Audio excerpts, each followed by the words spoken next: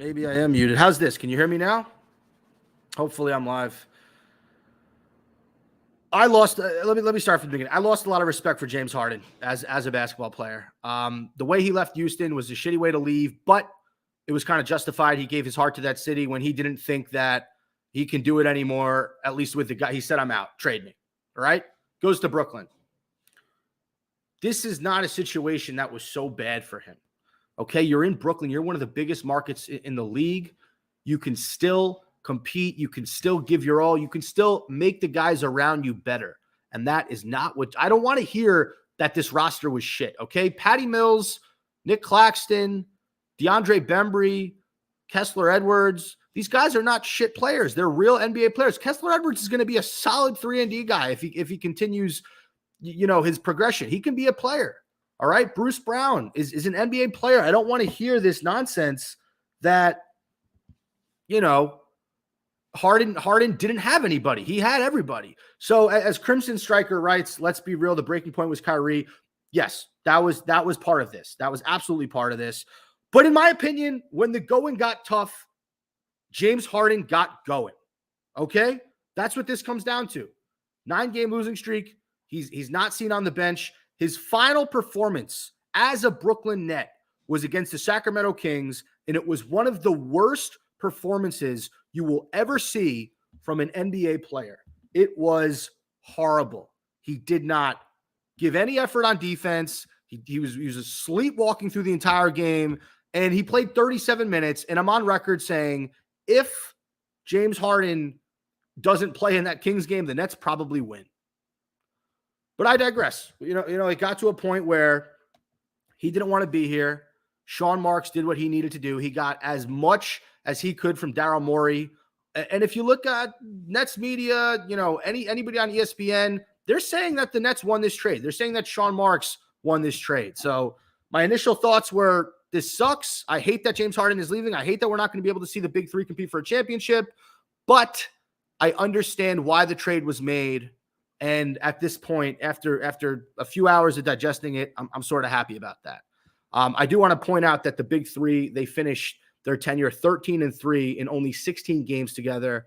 Of course, Kyrie has a lot to do with this. Of course, he is to blame for a lot of this. But at the end of the day, Kevin Durant could do the same thing. Kevin Durant can say, if Kyrie's part-time, get me out of Brooklyn. I want to trade. I want to go play in OKC. I want to go play in Texas with the Spurs or the Mavericks because KD played his college ball at Texas. Kevin Durant's not like that. Kevin Durant is built differently.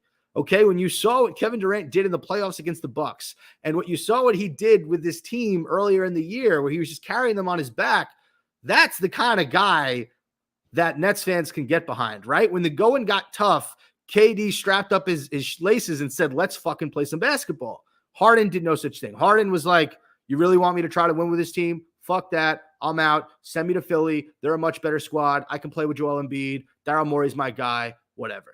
So that's where we are right now as Nets fans. We didn't really have a choice here. I mean, and I'll say this. The other thing that pisses me off about this entire process, I understand Steve Nash not wanting to give anything away at these press conferences and not wanting to, ruin Sean Marks' position or leverage that he might have had over Daryl Morey. But to sit there and say in two different press conferences that the Nets were not trading James Harden and flat out lie to the media, to Nets fans. I understand they don't care about the fans. I get all that, but I don't like being lied to by anybody. And the fact that Nash thought to treat us all like idiots and say, we're not trading James Harden, he has hamstring tightness. He said, just call it like it is. Even if you can say, hey, that's not my job. That's not my department. Ask Sean Marks about that. I have no idea what's going on behind whatever. Just don't lie to me. That really bothered me, what Steve Nash, was doing there. I just, as a fan, as someone who follows this organization religiously, I'd like to be treated with a little bit more respect. I think so would media members. There was a lot of people in the media I saw that were not crazy about Steve Nash lying. And it just felt like something that didn't need to be done or said. If they're going to ask that question, Nash has every right to say, I defer to Sean Marks. That's not my job. I want to get into how this Nets team will look with Ben Simmons, with Seth Curry, with Andre Drummond. So you're looking at a starting lineup of Kyrie Irving, Kevin Durant, Seth Curry, Ben Simmons, and LaMarcus Aldridge, right? I'm not talking about positions. I guess Simmons could play the small forward. You can have Durant at the 4, Aldridge at the 5.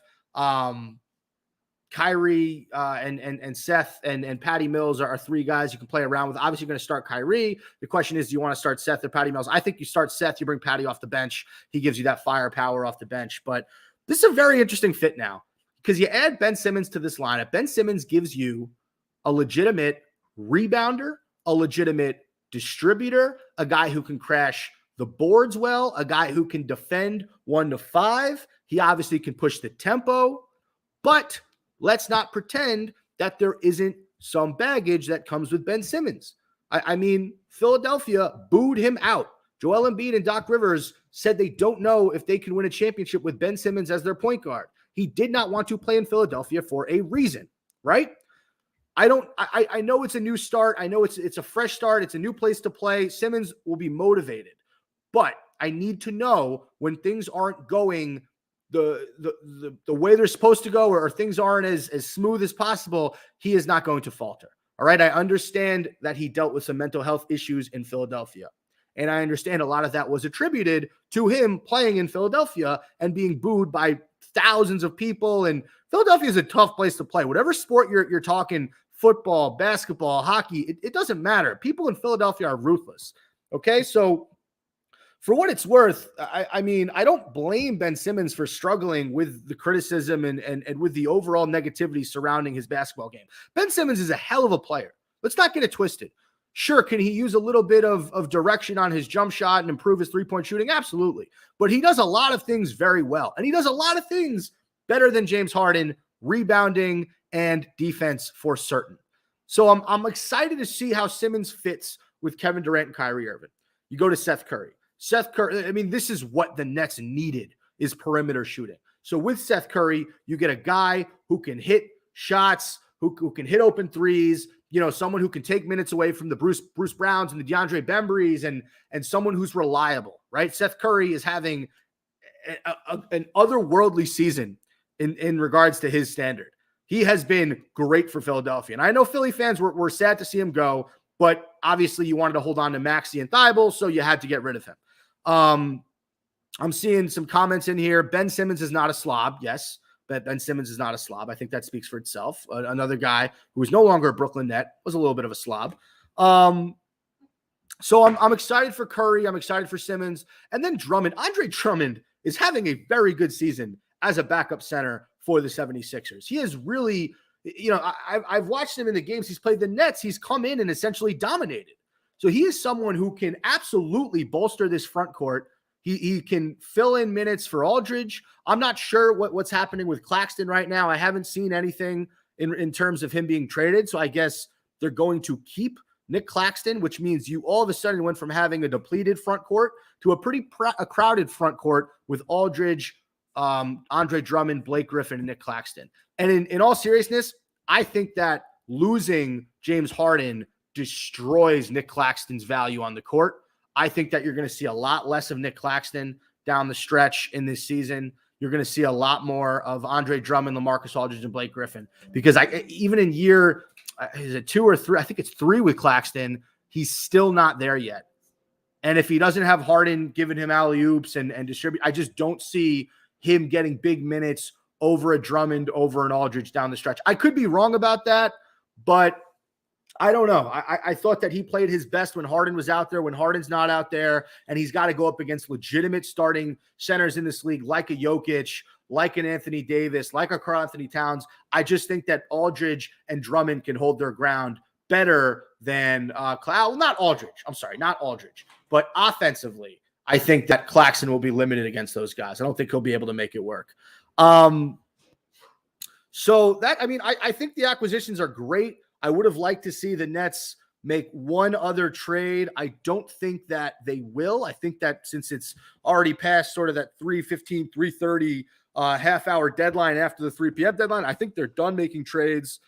I'm seeing reports that Simmons was eager to join the Nets. He's excited. He's talked to Kevin Durant already, which is ridiculous to think about, but him and Durant are on the same page. And that was actually another variable in this entire equation, was how would Kevin Durant feel about this move? I mean, I'm sure Sean Marks consulted with him over Kyrie. I'm sure Sean Marks said, hey, here's probably what I'm going to do. Are you okay with this? And KD had to sign off on it. But Kevin Durant is such he's such a godlike figure, and he's close to the Michael Jordan of our generation in terms of scoring, that he'll make it work with Simmons. He'll make it work with Simmons. He'll make it work with Kyrie. I'm sure he's excited to play with his old buddy Steph's younger brother and Seth. That'll be fun. And Andre Drummond is a guy. You're seeing a lot of connections, right? Seth Curry and Kyrie Irving used to play together at Duke. Andre Drummond and Blake Griffin were pretty close in Detroit. And Andre Drummond has some ties to Steve Nash. I saw a little clip of Steve Nash doing a pass to Andre Drummond for the slam dunk contest a few years ago. And then, as Alex Schiffer wrote, Cam Thomas and Ben Simmons were both LSU Tigers, who are now kind of the future of the Nets. Don't forget about Cam Thomas. He is someone who did not benefit from playing with James Harden. I don't know if you guys know this about James Harden. Yes, he's great in getting assists, but he is not someone who is going to make the guards around him better, right? He got Chris Paul out of Houston quickly. Him and Westbrook never really meshed well. I know him and Kyrie and KD played well together. I don't think that him and Kyrie like playing together that much. I just don't. They're two guys that really like the balls in their hands. And I think that for some reason, Harden was just never crazy about playing with a ball dominant guard next to him. So I am excited to see Cam Thomas flourish a little bit with Harden gone. I think he'll see some bigger minutes down the stretch.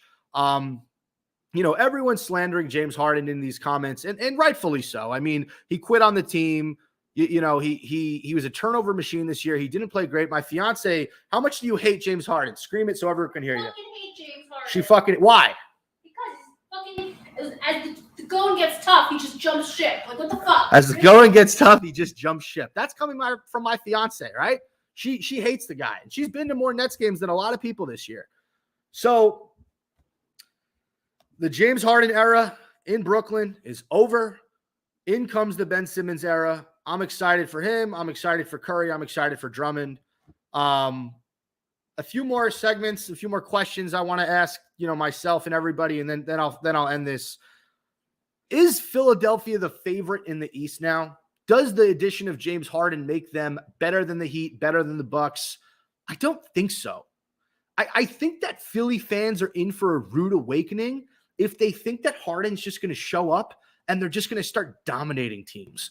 There's still going to be hard-fought games. I'm not sure how James Harden meshes with Tyrese Maxey. I'm not sure how Harden and Embiid will do together. This kind of reminds me of a Kobe and Shaq type situation where both guys like the ball in their hands. Yes, Harden's an assist machine, but it's not like Embiid is Claxton or Capella and he's just going to roll to the rim on every play. Embiid's a give me the ball in the post and let me operate type of player. Embiid's a give me the ball at the top of the key and let me dictate the offense. Okay, he's not going to be setting a pick for James Harden and running to the rim on every single play. That's just not going to happen. So I don't think that the Sixers are the team to beat yet. Do I think they got better? Yeah, I think that because let's get rid of Ben Simmons. He wasn't on the court. Moving Curry and Drummond and picks for James Harden makes you better right now. It does. They're a better team than they were yesterday. But are they better than the Bucks? I don't think so. Are they better than the Giannis, Drew Holiday, Chris Middleton-led Bucks who just recently picked up Serge Ibaka, who still have Bobby Portis and still have guys like Grayson Allen contributing? I don't think so. I think that the Bucks are still the team to beat. I think that the Sixers might be better than the Heat, though. I'm willing to go that far and say I think the Sixers might be the second best team in the East right now. But better than the Bucks, get out of here. Not yet. Can the Nets still win a championship? Oh, and by the way, someone mentioned Paul Millsap. Yuck. Yes, we got rid of Paul Millsap. He wanted to go. He, like James Harden, didn't want to be here at all. But that's just because we couldn't really play him. That was on us. I don't know why we signed him in the first place. But His contract came in handy. He's in Philadelphia now. He'll probably either get bought out or ride the end of their bench. Can the Nets still win a championship this year? That is the question that I want to present to you guys. They're the 8th seed right now. No Kevin Durant for these next few games until after the All-Star break. Kyrie is still part-time, but there is optimism that he could be full-time. They lifted the vaccination mandate for the state of New York. Now it's a question of loosening those restrictions in regards to the vaccination mandates for New York City and the 5 boroughs. If Kyrie is able to play full-time and Kevin Durant comes back healthy, and we get to see Ben Simmons this year get a little bit of continuity with his team before the playoffs, the Nets can absolutely make a run, guys. They absolutely can. Go down this roster. What were you lacking? Perimeter shooting. You now have Curry, Patty Mills, Kessler Edwards, 3 guys who can hit threes. Okay? I know that's not Ben Simmons' game, but what else were you lacking? Defense. You got one of the best defenders in the league in Ben Simmons. Oh, and by the way, my holy king, thank you for bringing this up. We still have the buyout market to play with. And do you remember what we did last year in the buyout market? We got Blake Griffin and LaMarcus Aldridge. This is still a team, guys, that has arguably the best player in the world in Kevin Durant. We still have one of the most dynamic scoring guards of our lifetime in Kyrie Irving. Albeit part-time, but that can change. We still have 2 or 3 big men on this team in Drummond, Aldridge, Claxton, Griffin that can compete. And if you have those 4 guys, you can absolutely ride the hot hand night in, night out, figure out who's playing well, who plays well with whoever. The addition of Andre Drummond is a good thing for this team because of course he's better than Paul Millsap. Of course he is, right? So, I think that the Nets, if they can make one move on the buyout market at this point, you need another shooter. You need another 3-and-D guy.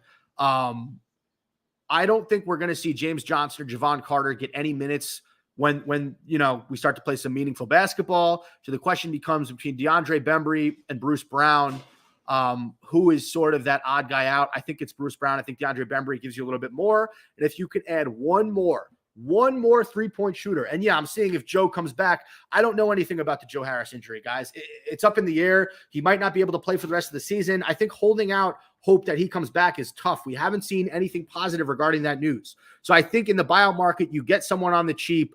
I saw Torrey Craig got traded to the Suns today, but you get a Torrey Craig type player. You get someone who can help hit open threes. And if you get that, you're in business. You're in business. So the 2 things that need to happen for me, I need Kyrie Irving playing full-time, and I need one more shooter on this team. And then, yes, they can absolutely still win the championship this year. Quick shout-outs to some former Nets players with new homes. Karis LeVert, obviously earlier last week, he got traded to Cleveland, reunited with Jared Allen. Love to see those 2 guys playing together. And that sort of brings me back to my original point. I was initially disgusted with the Harden trade because you gave up Jared Allen and Karis LeVert to get James Harden. You gave up James Harden to get Seth Curry, Andre Drummond, and Ben Simmons. So in a weird way, you traded Karis LeVert and Jared Allen for Ben Simmons, Seth Curry, and Andre Drummond. That honestly bothered me to start. And that's why I was so angry about the trade. I wanted Maxey. I wanted Tybal. I wanted one of those guys. But I get it. You can't look at, the trades together. You have to look at everything in a vacuum. So I do want to congratulate Karis LeVert and Jared Allen on being on a competitive Cleveland team. We traded them to Cleveland not thinking Cleveland would be shit. Let's be real. Or we traded them to Houston and they ended up in Cleveland. We gave them away because we did not think they were going to give us as good of value as James Harden gave us at that point. And I'll tell you this, we were wrong.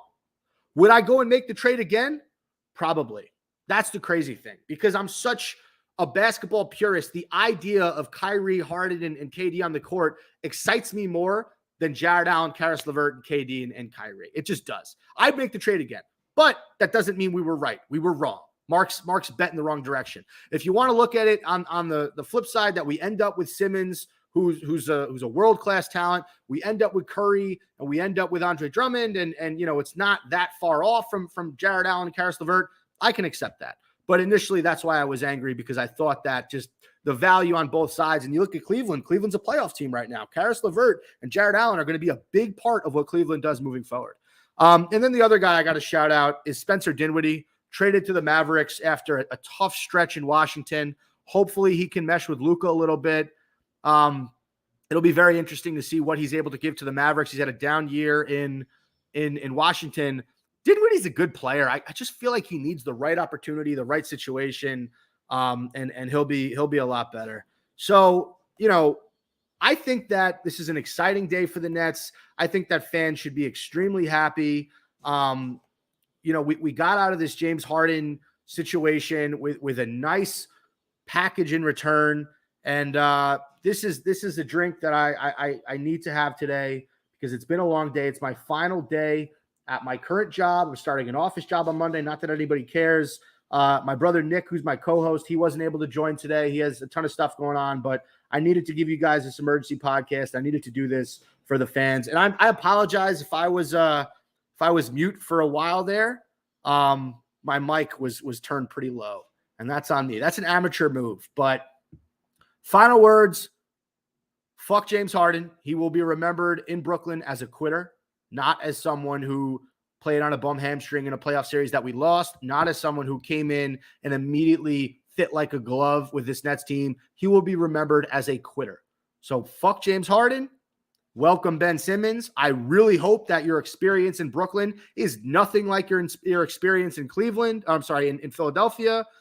Welcome Seth Curry. Welcome Andre Drummond. Kudos to Sean Marks. Not happy with Steve Nash. I'd like him to be a little bit more honest with us. And hoping Joe Harris and Kevin Durant can get healthy right away because we still have a title that we got to win this year. And we have more than enough talent to go after and be the best team in the East when the playoffs start. All right. Thank you for listening to Fireside Nets with Spen and Nick, brought to you by Empire Sports Media. And as always, I'll catch you on the fireside.